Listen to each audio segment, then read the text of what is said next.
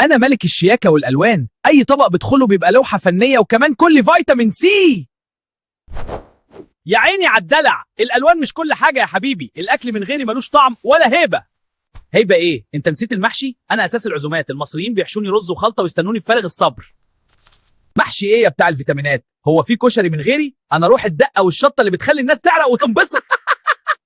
انا بدخل في الفاهيتا والسلطة والبيتزا، انا طعمي مسكر وبفتح النفس من غير ما احرق لسان حد. اللسان اللي ما يتلسعش ما يعرفش قيمة الاكل، الطعمية من غيري باردة والفول من غير كلش.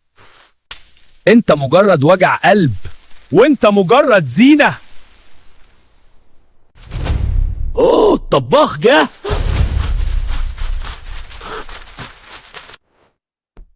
شكله هيحطنا في نفس الحلة يا صاحبي. في الاخر مفيش غنى عننا احنا الاتنين، عشان الاكلة تطلع مصرية بجد.